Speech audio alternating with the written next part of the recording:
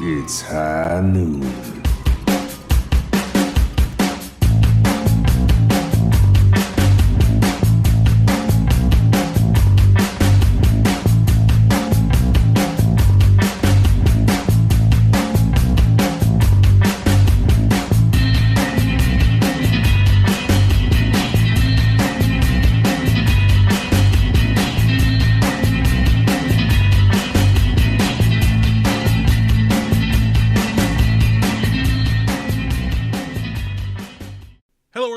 Welcome to episode number 30 of Foul Play. That's Fantasy Overwatch League Play. I am DeathBlow, joined as always by Asmith. How you doing today, my friend? I'm noticing as I say this that it still says Volamel next to your name. So I'll fix that on the fly, but tell everybody how you're doing today. Man, I'm good. Everything's good. The baby is due Friday, so I'm still here.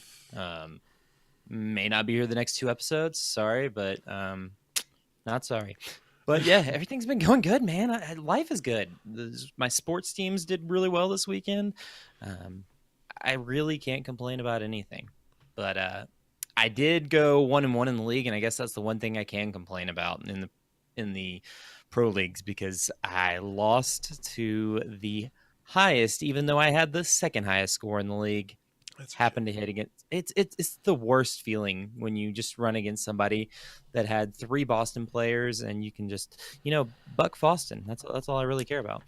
I mean, you've got my vote already. It's easy to get when you lead with Buck Boston.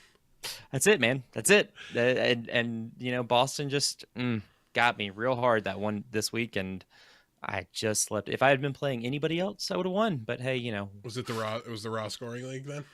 Yeah, it was the raw scoring league. Oh man, so the double 5 mappers. Yeah, I had like 15, and the guy had 16. Nobody else had over 13. Which is so annoying.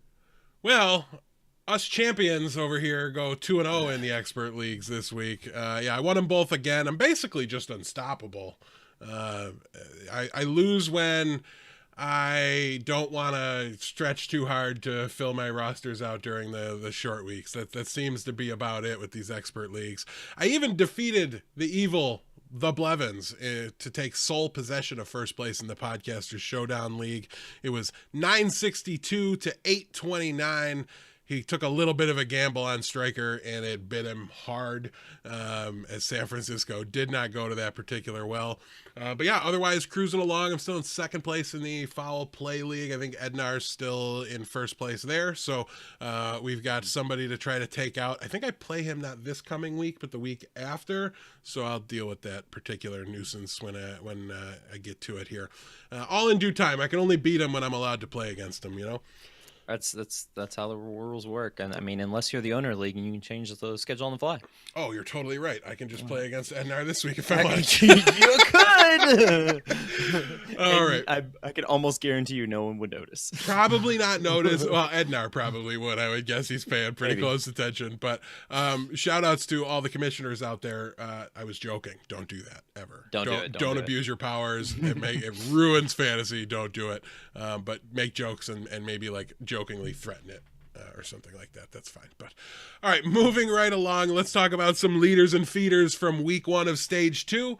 It was a bit of a crazy week. There was a bunch of roster substitutions, so we're going to have some things to talk about in waiver wire pickups.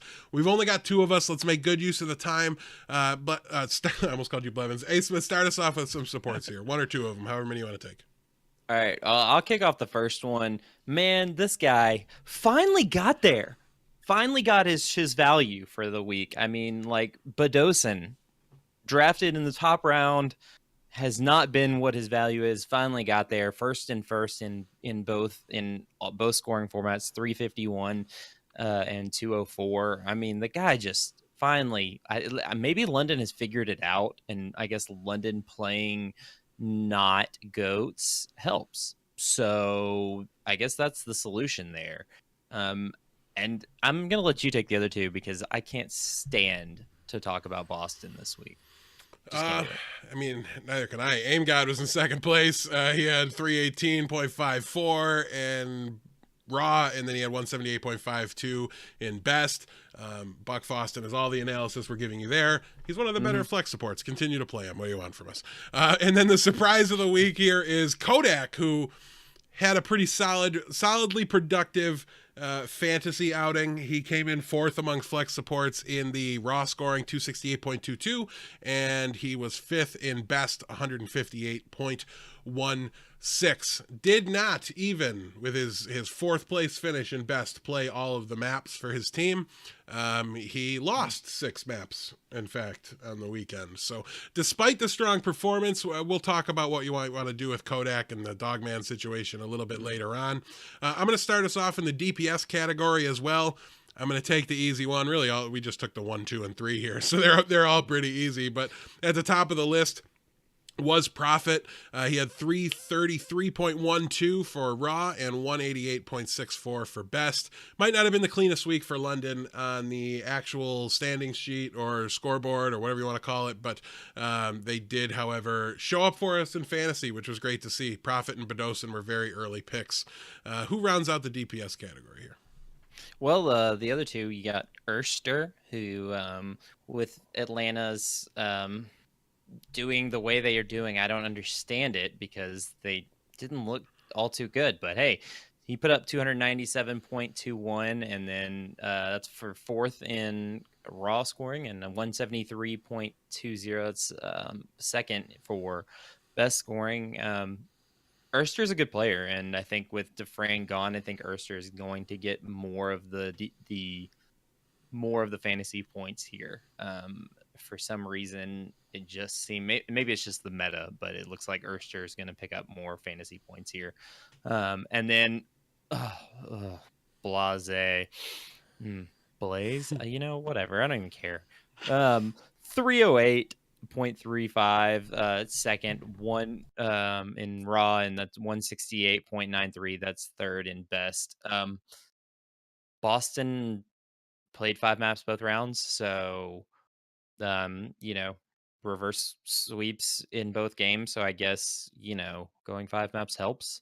So that's all I really actually want to say about it, because you know what? He's a playable option.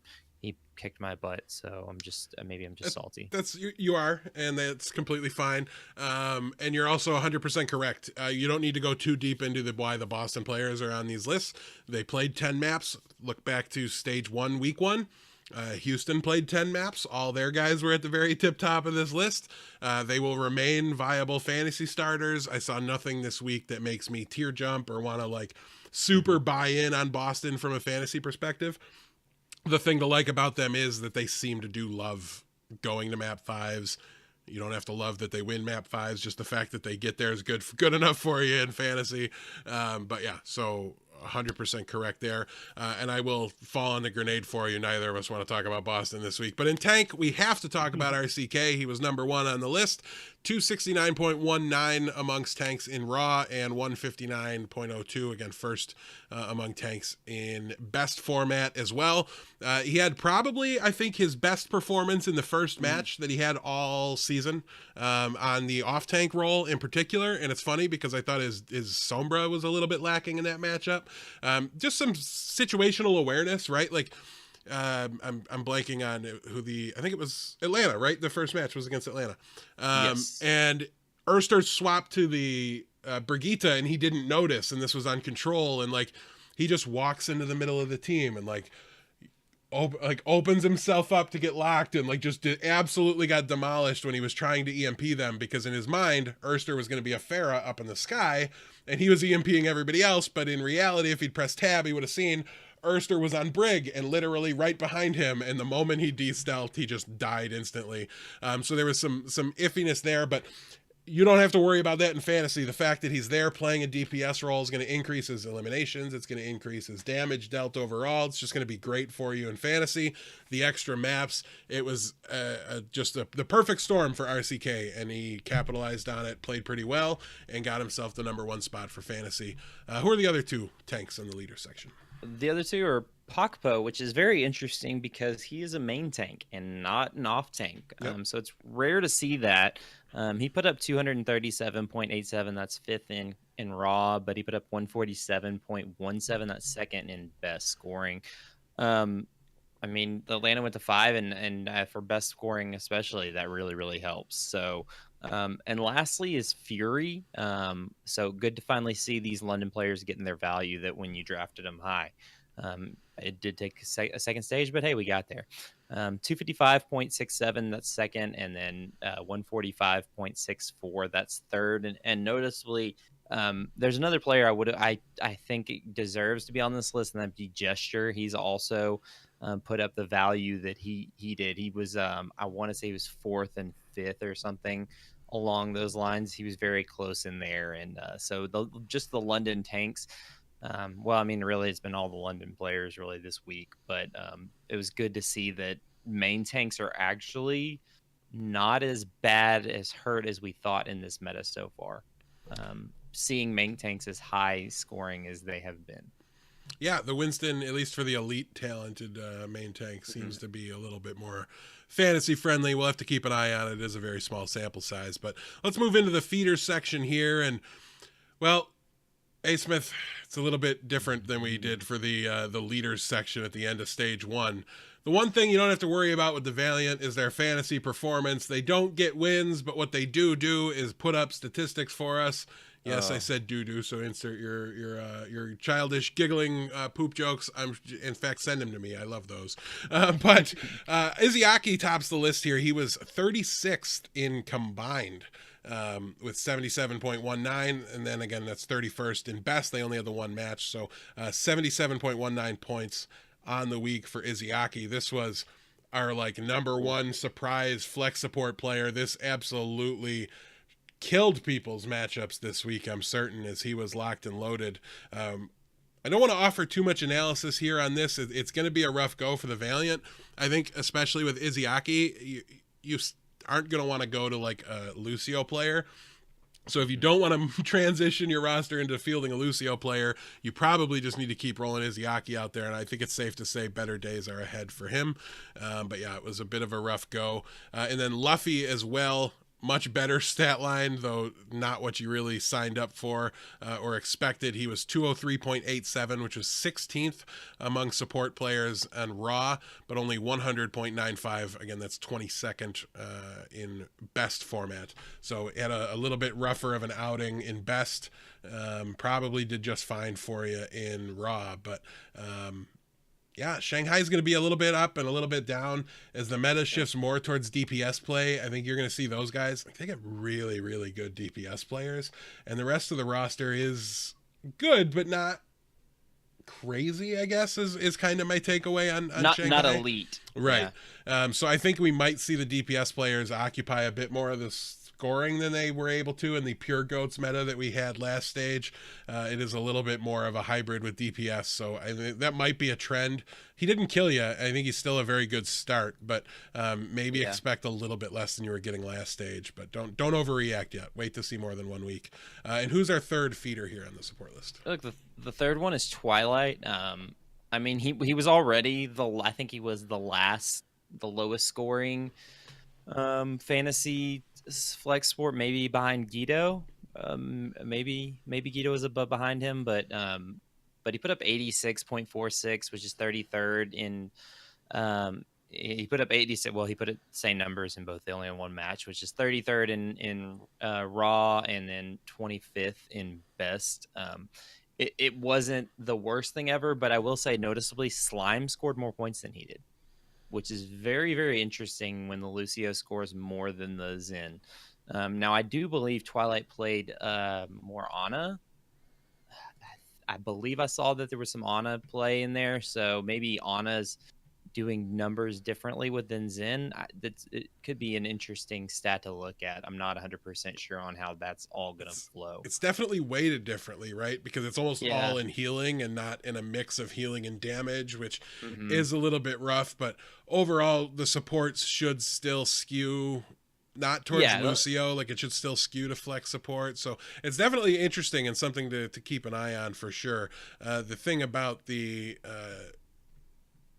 Vancouver Titans to remember is they 4-0 easy clap the Hangzhou Spark this week. So it was not necessarily much of an opportunity. And that's part of why Twilight's value's been what it's been and why he was like pickable for me as a sleeper, despite his obvious talent, is that the team's just going to beat up on some people so bad. They're not going to score. Rappel played too, I believe. So that might have also skewed the numbers there. Yeah, I think he played like a map. It got ugly, and I may have shifted my focus a little more onto Sea of Thieves for that particular matchup. But I was like, oh, basketball game's on. All right. Right. Like, I'll watch it, but I'm going to do something else during this particular stomp. But, so nothing to really overreact with there for Twilight, but keep an eye on it. You know what you're getting with Vancouver players, and that's insane talent and then risky usage and risky point production because of their situation, which is that they're super good. On the other side of that coin, we've got another Valiant player to talk about at the top of the DPS category. That's Agilities. This is a trend. They were all pretty bad this week. Agilities was, I think, a top 5 guy among DPS players. So. Looks like he's got himself a new DPS duo partner in KSF. More on that in just a minute as we talk about some potential pickups. But Agilities had a rough go. He was 68.63 points this week. He only had the one match. It was 38th in best, 38th in raw, and 35th in best. And then another Shanghai player here shows up. We have Diem. 157.19 in raw. That was 29th, and then 95.8 in best, so that was good for 33rd. A rough go for the Shanghai players here overall. I'm trying to remember what the results on their matches were, if that was just a function of stomps. I think they got 3-1 and 4-0, I believe. Yes, that's right. Okay, so yeah, they were beating up pretty good. It was 3-0 to New York, so they were a little competitive there. But yeah, they're doing a lot of switching with their off-tank position, and they need to settle things down, I think, in Shanghai for things to really come together for them. But we will have to wait and see. Who is the last DPS feeder for the week? The last one is Nene, a guy who was very clear top of the list last first stage.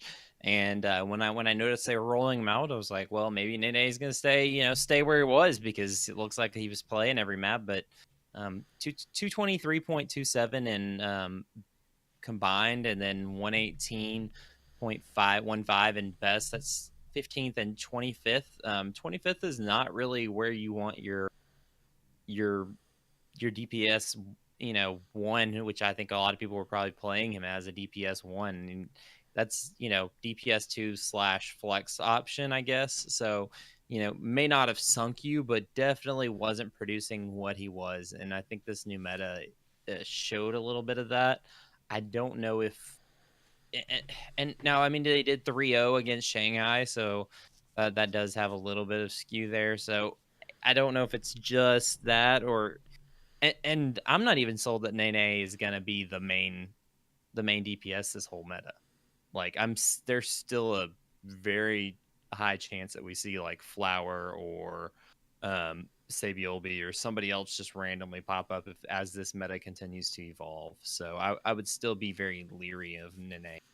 Yeah, thankfully, if you took our advice last week, you didn't play him. We said Libero was the only one that was playable, just with the unknown. If we would have known Nene was going to play, we probably would have said to play him. But going into this week, I'm expecting 2 stomps. If it's raw format, I'm fine playing Nene. If it's best, I would stay away at all costs. And even in raw, if I've got another option where he's playing twice as well and maybe not against Washington and Florida, then I might lean that direction over Nene. But again, he should get back to normal, assuming his playing time stays the same in a couple weeks here. So hang tight for now. Going into tanks, why don't you take the first 2 here? I'll talk about my boy at the end. All right. I'll take a Space here, kicking it off, 56.10 in both. That's 34th in both. Space was like a top 10, I want to say it was top 5 tank.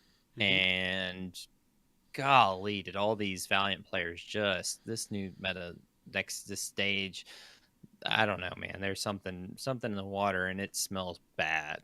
Their fantasy value has taken a nosedive. He probably really hurt a lot of people, and not only in their league, but probably in the unlimited leagues as well. I don't think I played him, but I think a lot of people probably did, knowing. Granted, I mean, he did play 2 matches, so if you were wise, I probably would have held off, even though Valiant players have proven to score fantasy points. Next was Rhea, put up 70.46 in both. That's 33rd for both of them, and Rhea didn't even play all the matches, which was very interesting. They went with some triple DPS in, I believe, 2 of the maps, 2 of their 4 maps. It was very, very confusing, and if they decide that they're going to try to roll with 3 DPS often, then I would venture to say Rhea's value in general has taken a nosedive. However, if they're going to go back, Rhea is the clear and obvious off tank for this team, and I don't know if his value. It just depends on what they decide to do, and I'm not even sure they know what they're wanting to do right now. All right. Well, the last one on the list here is Choi Hyo Bin. Kind of singularly had a bit of a rough go on the San Francisco Shock this week. Playtime was 100% as far as I remember. I don't think he subbed out, so nothing I'm actually worried about. But he had 171.87 in the raw format and 90.13 in best. San Francisco rolled people this weekend, and when that's happening, usually somebody's popping off. A DPS player somewhere is just going crazy, getting all the kills, and I think that's kind of how I view this. The biggest concern I have about anybody on San Francisco, Choi Hyo Bin included, is that they do tier jump up into the New York and Vancouver tier, and all of a sudden there's matchups where they're just doing this to people on a regular basis. But they were 8-0 in maps this week. Nothing was competitive about anything that happened there, so it's going to be interesting to see exactly what happens with San Francisco. But again, they seem to be trending upward. They look very, very coordinated, just very clean right now, so I expect that to continue, and I continue to be very high on Choi Hyo Bin. I'm glad I planted my flag where I did, Asmith, because even if he's not like that top 3, top 5 tank player, it was more just about him being like very valuable, and he felt very safe to me. So I'm hoping he keeps off this list and the team continues to do what they're doing. It should be good for him. We'll see. If he's more on this list, then I'll be proven right in the end. And I do know a listener did go through and check all of our preseason rankings, and he did notice that I was significantly higher than you. Sure. Yeah, I ranked for the season. I ranked for the season, A. Smith. I didn't rank for for stage 1 goats, okay? We shall see. We shall see. We shall see, assuming he keeps it going. But yeah, that was fun to look at, though his system was terrible, because any system that puts you ahead of me is wrong. Just look at the sleepers last week. That's all I've got to say. All right. Okay. No one can predict that Atlanta just went off the rails. All I know is you're picking all the sleepers last this week, A. Smith. Justify it however you will. Moving on, we've got some waiver wire pickups we want to discuss. The top of the list here is Gray of the Paris Eternal. He's a flex support. He seems to be starting over Hip. I don't know how I feel about that. I thought Hip played really, really good in the opening stage of the season, but now it looks like it's Gray's job. A. Smith, is there anything to say here, or is this just scoop him up because he's a flex support who's available?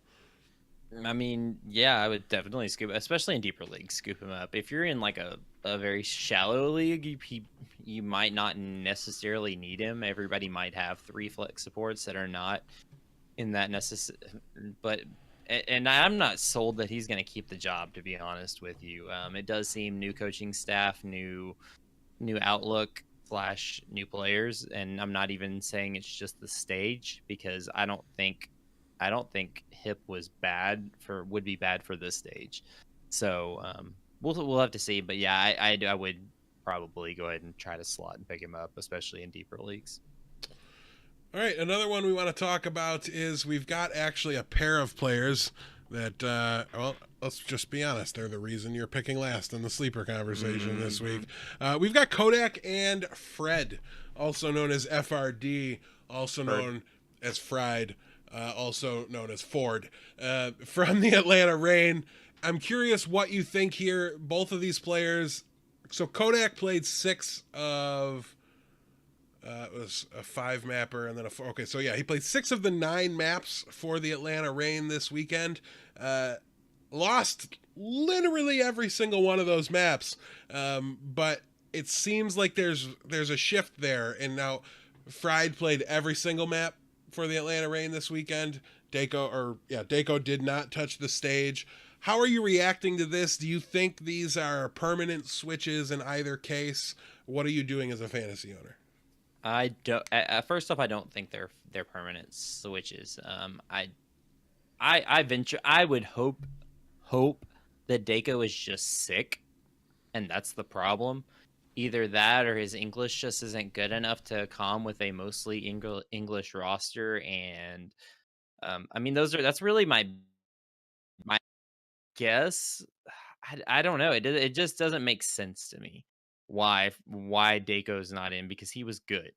And I know that Dogman got a lot of people sick in the Atlanta house last week, so that's a very strong possibility. Kodak is just I would venture to say unequivocally not as talented as Dogman. Like in a vacuum as flex support players, I don't think Kodak is as talented. Do I think Kodak is not an Overwatch League talent? No, I don't think that. I think he is, but I wouldn't say it's out of the realm of possibility.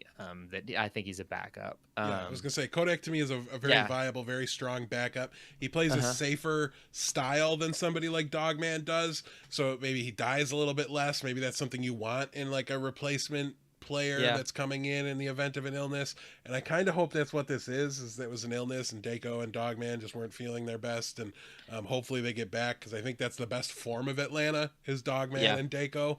Agreed. That said, I'm picking up Kodak because my opinion doesn't matter. It's Seffi's opinion that matters. Kodak played a ton this week. I'm not playing him. I'm not playing Dogman either, but I'm willing to put Kodak on the bottom of my roster and cut him next week if it looks like that it was just, yep, illness. Okay, great. I think flex supports are that valuable. If this becomes a more permanent switch, there's people out there that think just play Kodak all the time. And maybe they're right. Maybe he does develop and become better than Dogman would be at their peak, whatever their highest ceiling is. Maybe Kodak's is higher. I don't know. I don't have a ton of tape on Kodak, but I've never been impressed with what I've seen of him pre-Overwatch League and now here. And to me, it's a clear case of the team plays better with Dogman, whether it's comms, whether it's picks, whatever it is that he's doing that Kodak's not. It's just, to me, it's got to be Dogman that plays for this team. Otherwise, I don't know what they're doing out there. But I've been kind of against Kodak from the moment they signed him. I didn't think it was Very what they well wanted have. to. I didn't think it was a player you wanted to like have as your only option. It just seemed very, I don't know, underwhelming to me. He's overperformed what I thought he would do coming in, and it hasn't even been that good though. So I don't know what to do about that. Yeah. Moving on, there's yeah. a couple others. I'm going to lump them together. There's no tie-in to these guys, but I just want to be a little mindful on time and push us along here. Sure. LH Cloudy is now a starter for the Paris Eternal. KSF seems to have taken Kariv's job as DPS, and Stitch played, and Siominsu did not at all for Vancouver. Which one of these guys are you targeting? It doesn't have to be just one of them. Are you going for all of them, or who do you like among that three? I'll take Stitch number 1, LH Cloudy number 2, and not KSF. Just not taking KSF. Sorry, I'm not sold on the KSF. Valiant looked terrible. Just bad, and maybe Kariv makes him look a little bit better. LH Cloudy, I think in this meta he's going to be the player. I think he should have been, quite honestly, last meta, because Ben Best is just I'm not sold that Ben Best is an Overwatch League player. So but Stitch is top tier. I think in this meta, Stitch is gonna thrive. We're not gonna see some Insu hardly at all. We may see Hureg a little bit when Vancouver's just flexing on people. and it's risky, but I do think Stitch is a very ownable player, especially when Vancouver plays closer matches. Yeah, definitely agree there. Maybe not this week though, but Yeah. we will move along. We'll have a little bit more on why you might want to stay away from Vancouver players in a little bit. Although I do have the matchup against Seoul, so in best, I don't know if I hate it. I think in best you might be able to get away with it. It's possible. Sometimes they play down too. So even against Houston, I take it back. Feel free to play our Vancouver guys this week. I don't think it's necessarily much of a problem. For whatever reason, in my head, they only had the Houston matchup, and if I had to pick, I'd say they win that one pretty quick. But with the Seoul matchup and the possibility of them playing down a little bit, I think Vancouver's fine. I agree. All right, we're going to move into the who do I start conversation. No bye weeks this week. Is that accurate? I didn't actually check it. Okay, no. 95%. Count down the list here and make sure we got to 20. Yeah. You start talking, I'll count. Yeah, I'll read off the teams that do have 2 matchups this week. That is the Paris Eternal, the Florida Mayhem, the New York Excelsior, the Washington Justice, the Vancouver Titans, Dallas Fuel, LA Gladiators, Toronto Defiant, Philly Fusion, LA Valiant, Atlanta Reign, Guangzhou Charge, and was that a thumbs up? We're good? All 20? Yeah. Okay. Yep. Everybody is in, so no bye weeks to worry about this week. We're not going to go matchup by matchup through it. Me and Volamel did that a little earlier. If you want to know whether or not we think it's close, lopsided, anything like that, check out the flagship show. But we do want to talk about some potential 5 maps. Some matches that we think have a real good shot to go the distance here. It's a little bit light on those this week, so maybe in your unlimited leagues, really focus on these 3 games in particular. But Asmith, hit us with the first one. Who do you think's going to 5 this week? I'll take Dallas versus Toronto. That's one I'm really looking, obviously, because I am a Dallas fan. Mm-hmm. And Dallas has not played, so we haven't seen them in this meta. But they have watched Toronto play twice, and watching a team play, they're going to have probably an upside of knowing their strats, and meanwhile, Toronto's not going to be able to know anything about Dallas's strats for this meta. So I like, even though I don't think Dallas is probably as talented of a team as Toronto, especially with ep30 jumping here into this team and slowly adapting. I think Toronto's probably a little more talented. I think Dallas has the tactical advantage, and with that, I think it really evens up their play. And I venture to say there's going to be a 5 mapper either way. Hopefully, Dallas. Yeah, the other one I think that's really worth mentioning, or one of the other ones I think is worth mentioning here, is the Philadelphia Fusion going against the Toronto Defiant. Toronto, I think, would be a clear favorite winner here if Stellar hadn't retired and they were rolling with the same roster. They're bringing in ep30, who I think is a great pickup this week. I think you should run out there. We didn't mention him in the waiver wire pickups. I think he's another one. We saw what Stellar was able to do from that spot. I don't think Stellar was like a world beater talent or anything like that. He was a very good player. ep30 though was in like open division a month ago. He played like 1 match in open division, got signed to second win, played 1 match there, and then now he's in Overwatch League. Something's going on with this kid. He's clearly, something is there, and either he was just savant, very available and just very ready to be picked up, and so Toronto knew they didn't want to roll with Asher too much, and they just wanted to bring somebody in. Maybe that was the case, and this guy proved some level of adequacy. But I think the more likely thing is he just pops off in scrims, and it doesn't necessarily mean he's going to be a great stage player or anything like that, but behind the scenes, he's clearly got something mechanical going on that allows these teams to feel comfortable to elevate him from relative obscurity so fast. Toronto has built a better team than I think we all pegged them to have had to begin with. So maybe we're all just like assuming everybody's Boston and like, oh, they were good. They made good signings before. They'll just always have good players in the wings. They're just always signing good people. It doesn't have to be the case, but I thought he looked very good. And I don't think he had even 1 scrim with Toronto in the first week. There was some issues, some room for improvement for certain, but it's only going to get better over time. So I really like him as a speculative ad. And yeah, I think your Toronto players are great plays this week. It probably would take a lot of convincing to get you to not use them because of how good they were for you in stage one. But keep an eye on that. Philly as well. You can kind of move them up a little bit. The other one here is Shanghai versus Chengdu.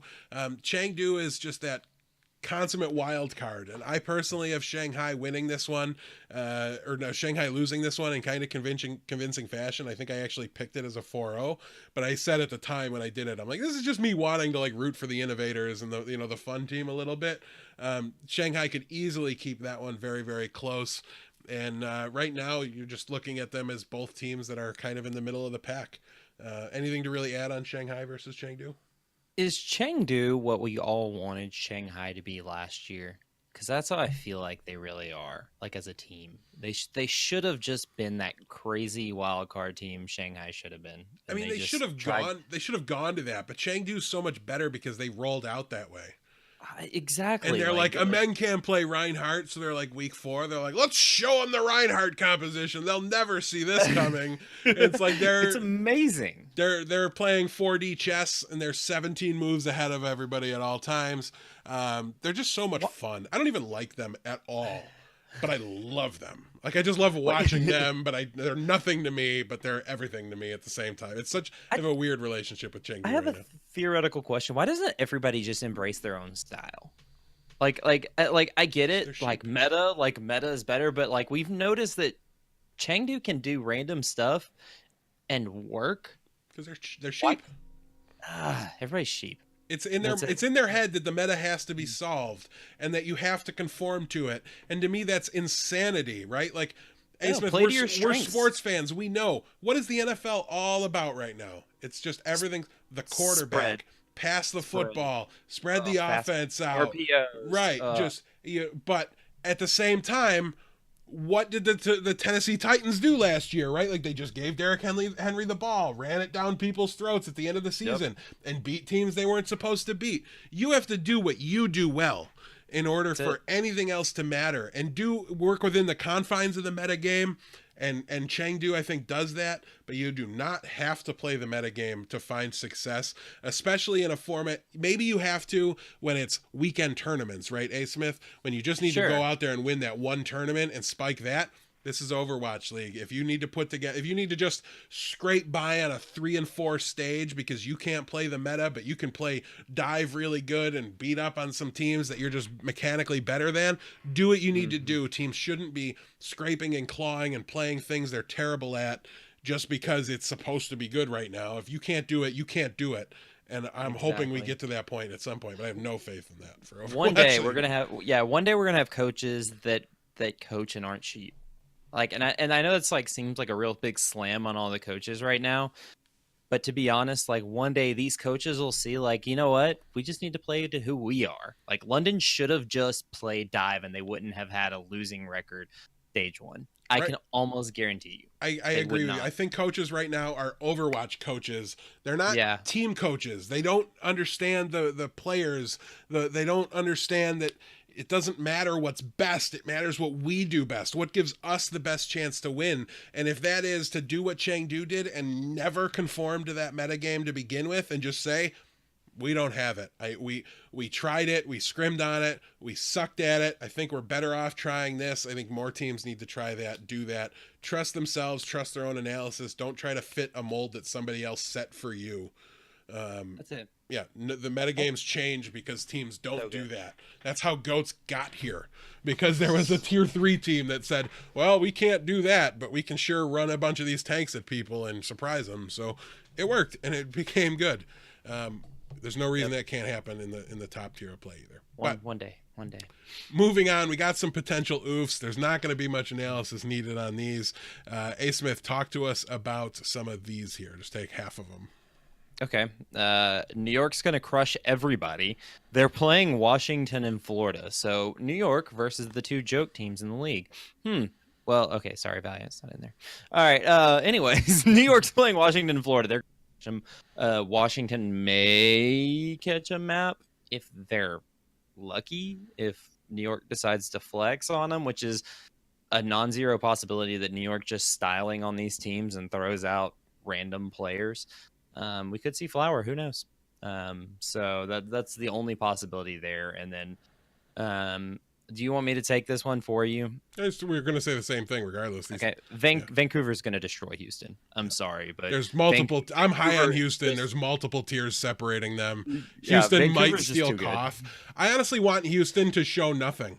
I want them to put in like Arhan and like I want them to like play backups, and I just want them to like play Rhine Goats, something like keep the nobody knows what we're going to do this meta going. Like if play your hearts out on King of the Hill, right? Do your best to get that first map. I think that's their best chance to take a map off of Vancouver, and if you win it, show your strategies. Fine, go out there and get it. They've gone to 5 against New York last season. New York was a much better team than them then.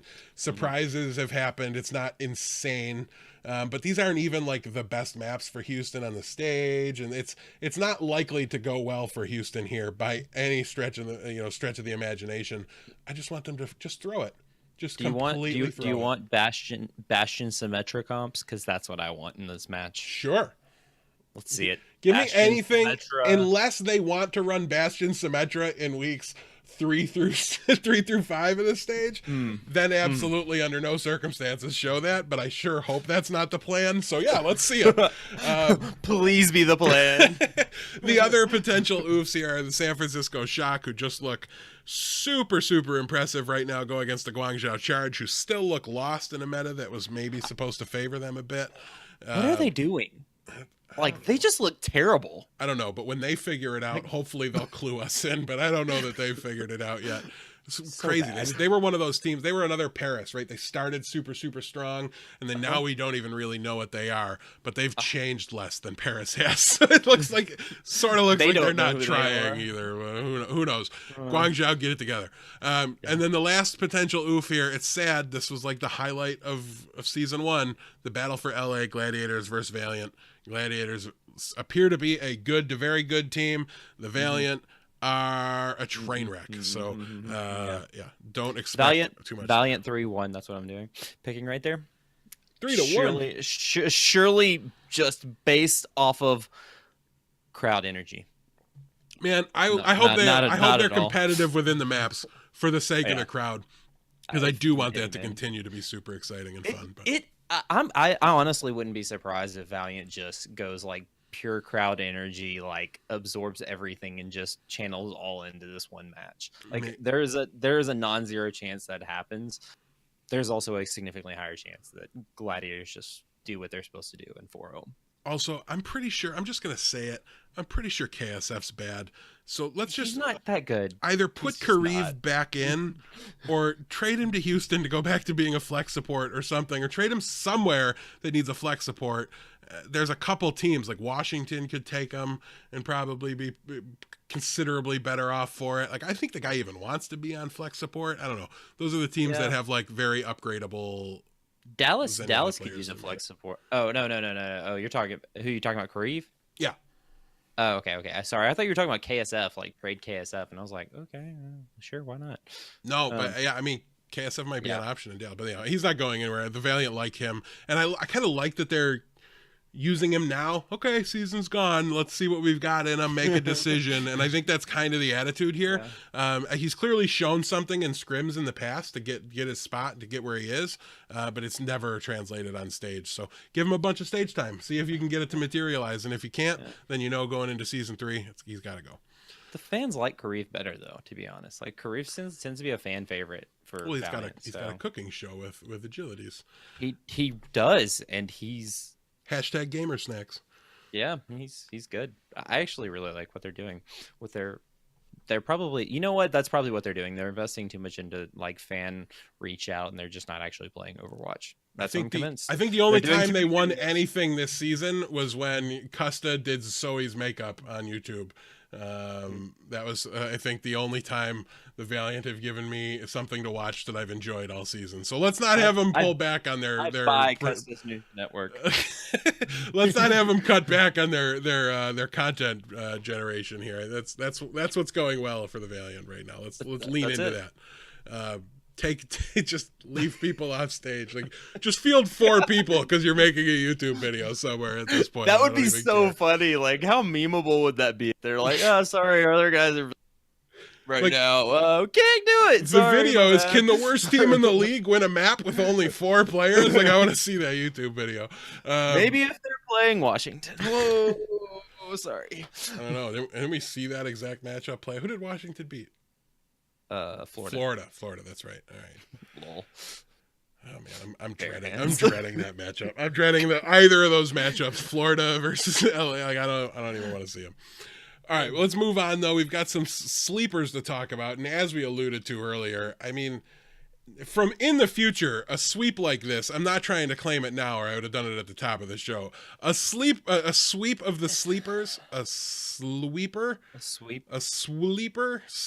I don't know. I'm not buying that. We'll try to figure out a fun word for it. But a sweep in the future of all 3 categories is a Lord Bet win.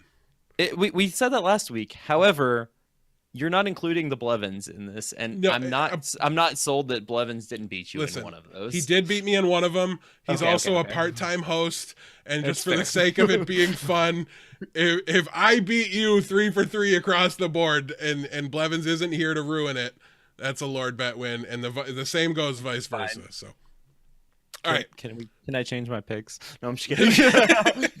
No, I'm probably not gonna do this. Hey, gotcha. All right, but let's go into things and start them off with the supports. Twilight might have been in the feeders list, but at least he was on the stage, so it was good enough to beat Dogman, though not by much. Gray is going to be my support sleeper of the week. I mean, he's new. I'm willing to use him. The usage was 100% over hip, so I'm willing to take that chance. This is a situation where, you know, and there's no bye week, so you'd have to, I'm trying to think of who you'd even have, right?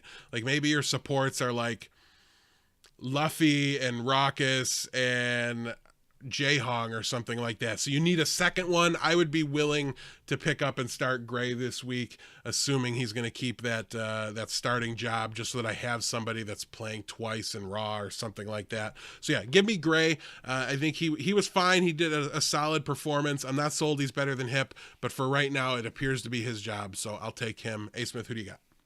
Well, for the main reason that I actually want to beat you this time, I'm taking Massa. Look, all the Atlanta players failed me. Massa would not have failed me if I had picked him. And they're playing Washington and the Valiant this week. Atlanta is going to win. Hopefully they don't. I mean, they're not amazing this. I venture to say they're not as good as they were last stage. So there's a chance that Washington takes a map or so, and it could go to 5. Who knows? So I'm going to take Massa because I think I'm actually going to beat you, because I don't know if Gray's going to play.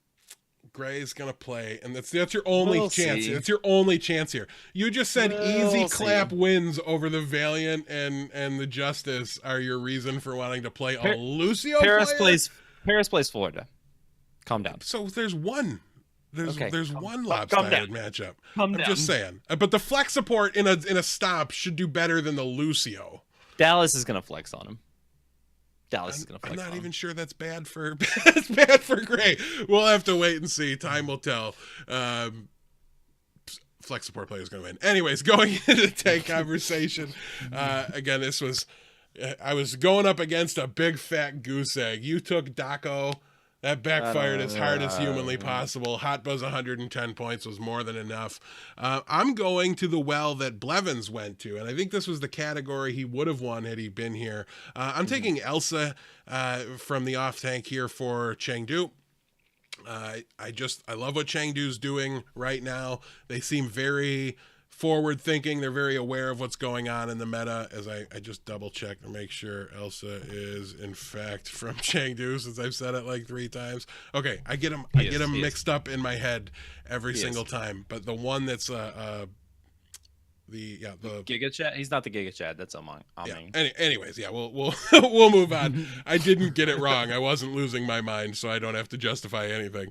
Listen, Chengdu looks like a strong team right now. They do have some Only the single match against Shanghai, but we think there's a decent chance it's close. I think even if it's like the 4-0 win, I kind of like hopingly predicted. I think they should be competitive within the maps. I can't imagine it's like a really strong blowout like what Vancouver did last week or anything like that. So I'm taking a little bit of a chance going with the one mapper or the one match player, but we do use best, not raw, for this. So that's why. Who do you got, Asmith? I have Finzi because Paris are going to play very close matches.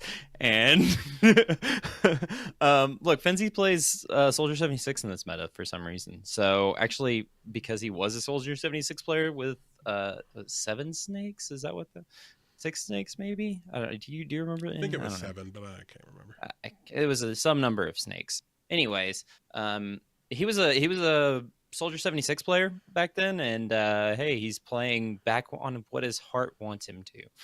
Not all the time, but look, I think it's gonna be fun, and with him not playing Diva the whole time, 76 is a good way to get up a bunch of eliminations and a lot of damage. So yeah, you can just spray with 76, kind of like get in on everybody. So rack up those elims. All right, moving into the DPS category, we've both got a couple players that, man, if the meta had been a little different in stage 1, or if I'm 37 had actually been in the league in stage 1, maybe these wouldn't have been accessible to us for sleepers, but that's part of the fun. That's why we define rules for these. They're not inside the top 20 right now. I'm taking I'm 37 from Toronto. His situation feels very safe to me, especially for a player that's just joining his new team and just in his first week of scrims with them. They used him a lot for somebody they hadn't used in the first week. That tells me they really hope to use him over Asher, and there's no reason to expect, I think, him not to at least play the lion's share of games. And we know the situation he's going into. That's a team that's performing well, that's been very good for fantasy, that doesn't blow people out and doesn't get blown out ever. They're always competitive in all their games. And I like his skill set. I like his hero pool. From everything I've seen from him so far, I'm buying into the hype, if for no other reason than I'm rooting for the team. And I like doubling down in fantasy on the team I root for, just to make it extra sweet when they win and make me extra salty when they lose. So, Asmith, who do you got here for DPS? I'm going to take the Shadowburn. He's honestly one of my favorite players, and that's not even a little bias is why I'm picking him. I think in this meta with him playing Pharah and, Pharah, I think he played, did he play a little Junkrat? Not 100% sure, but look, players like that get a lot of spam comp, and he's really, really good at Pharah, if you haven't noticed. So I venture to say he's going to get some points if they would just play him the whole time and not play Danye. That would be awesome, because honestly, I was not impressed with Danye. I think Shadowburn was the better option. I think soon Shadowburn is the best DPS option for Paris, and it should have been from the get-go. But who am I? So I've been screaming that since the off season, and being told by our Contenders fans that how crazy wrong I am about Danye and all these guys, and I'm just we got a lot of tape on Shadowburn to be very, very confident in his abilities. The hero pool is the issue there, so it's good they have options to go to. But I'm with you. Play your best players and figure out the rest when you know what they can't do. And he hasn't been playing, and he hasn't been on the stage, and the team's too new for them to know for sure what they can't do yet. So I'm with you. It should be him all the time. But that's going to wrap up the show. We're going to skip the mailbag and remembering the bellman this week, as we are getting pretty close to the hour, and we'd probably just go over. Also, I've just been talking for a very long time. The flagship ran long, and I'm fatigued. So our apologies for that. If you do have any questions, please submit them to us in the fantasy mailbag section of the Discord. You can always join our Discord if you're new, discord.me/High Noon Podcast. You can also follow us on Twitter at High Noon Podcast. This show specifically is at HNP_foul play. I am at HNP Deathblow on Twitter. Asmith, where can everybody find you? Find me at asmith_OW on Twitter. And you may not find me for the next 2 weeks because baby's being born. But hey, if I'm here next week, my wife will be very upset because she's still pregnant. The Twitter better get pictures is all. That's the only thing we need to hear. 100% pictures on Twitter. Yeah, it's your first time becoming a dad. It's the only time anybody will ever care about baby pictures. So you gotta get the most out of it. Second time being a dad, the magic's gone. Smith, we're not gonna care anymore. But this is the first time. So it's okay. I won't care either. We'll get excited for you, and then we've just got to turn this child into a professional Overwatch League player. That's the goal. That instantly becomes our mission as soon as it pops out of the oven. That's the plan. So, best of luck to you if we don't get to talk to you before that goes through. Sleep. If my brother's taught me anything, it's just spam sleeping 100% of the time while you can. It won't matter. You're going to be. My wife's not sleeping, so I'm not sleeping, unfortunately. She keeps rolling. Well, when the baby gets here, it can watch itself while you guys nap. That's it. Good thing my parents live like right down the road. So hey, grandparents all the time. All right, guys. Well, Blevins should be back next week. He had a bit of a family emergency, so you should see him back, even if we are short. Smith, really appreciate you guys hanging out with us. Again, send us your fantasy questions, Twitter, Discord, wherever you'd like. We will see you guys all next week. Have a great week 2 of Stage 2. He got his boots and he put on his hat. He threw the coin away that same day. It's in his past and he's not looking back. He says, finding mine now, God's my way. He's not good, but he sure ain't bad. He'll make amends for the sins that he has. He says, I'll change the world one bullet at a time till I find my